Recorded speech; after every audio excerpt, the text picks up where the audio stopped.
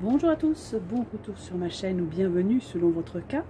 Alors aujourd'hui, je vais vous parler de l'évaluation de l'UE 4.1, soins de confort et de bien-être, qui correspondent à la compétence 3, accompagner une personne dans la réalisation de ses soins quotidiens.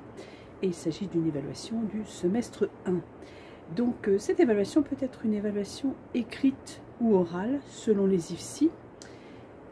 Comme c'est précisé dans l'annexe 5 du référentiel de formation.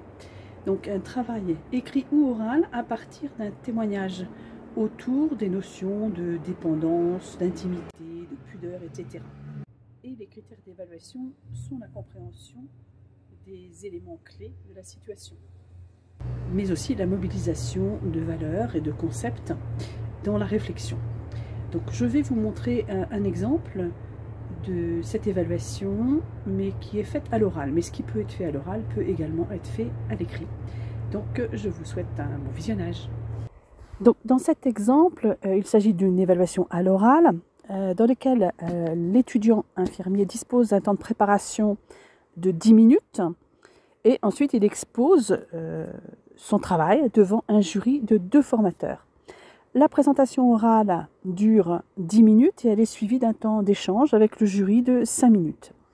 Et comme je le disais précédemment, la présentation doit faire apparaître la compréhension des éléments clés de la situation, des valeurs et des concepts dans la réflexion. Alors, quels que soient les IFSI, l'objectif, c'est quand même d'identifier donc des concepts et des valeurs dans les témoignages, de les définir, alors, plus ou moins selon les IFSI, mais surtout les illustrer par des éléments significatifs du témoignage.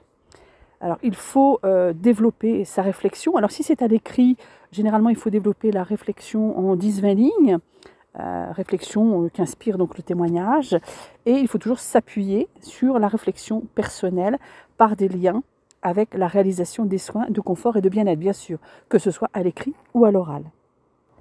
Alors, dans le témoignage que vous avez sur le diaporama, quels sont les mots-clés importants?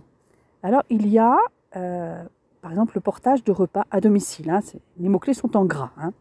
Le portage de repas à domicile, parce que ce portage de repas à domicile permet à la personne de rester plus longtemps à domicile et dans de meilleures conditions, puisque dans le témoignage, cette personne ne pouvait plus cuisiner.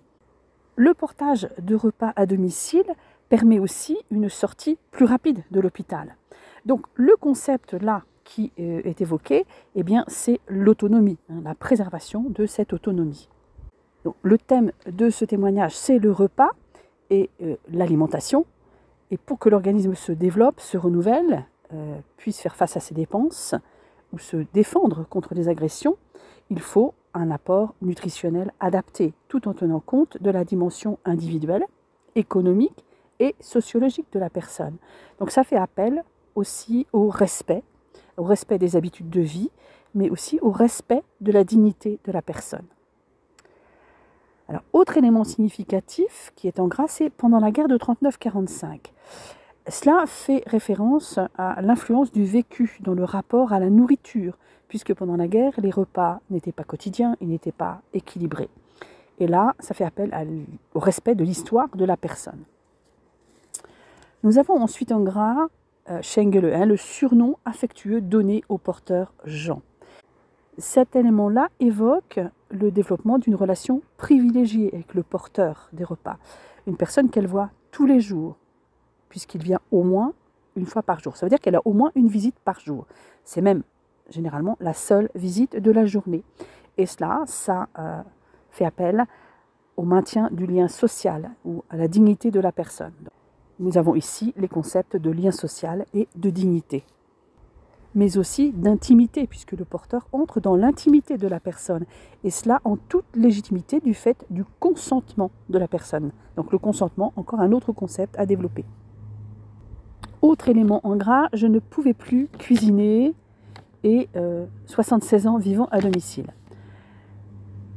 Il faut tenir compte, en effet, du vieillissement physiologique de la personne et ses conséquences sur l'alimentation.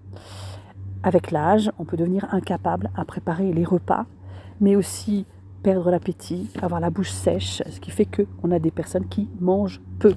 D'ailleurs, c'est un autre élément significatif. Je mange peu. Et quand dans le témoignage, on a « je ne pouvais plus cuisiner », cela évoque le concept de dépendance. Donc il faut savoir définir ce qu'est la dépendance et ce qu'est l'autonomie. Autre élément significatif, je suis livrée 7 jours sur 7. Ça veut dire que l'équilibre alimentaire est assuré, il n'y a pas de coupure, il y a un rythme régulier, mais aussi que le portage des repas rythme la journée. Là encore, à travers cet élément significatif, on retrouve le concept de dépendance. Autre élément significatif, c'est les attentions faites à Noël, au Nouvel An, etc. Alors, ces attentions pour les fêtes amènent de la nouveauté, de la surprise, suscitent des envies chez la personne âgée. Cela permet d'augmenter la variété des plats, puisqu'on ne mange pas les mêmes plats au moment des fêtes. Ça limite donc la sensation de routine et ça lui montre qu'elle existe aussi en tant que personne. Et donc là, on retrouve le concept de dignité et de lien social que l'on a vu tout à l'heure. Donc à travers ce témoignage, nous avons différents concepts qui sont abordés. L'autonomie, la dignité, la notion d'habitude de vie, le lien social, la dépendance, mais aussi l'intimité, le consentement. Et tous ces concepts, selon les IFSI, donc il faudra bien sûr les définir et faire le lien avec ce que l'on vit dans la réalisation des soins quotidiens avec des exemples pris sur les soins réalisés lors des stages. Et bien voilà, cette vidéo est terminée pour aujourd'hui. Je vous dis à très bientôt pour une autre vidéo.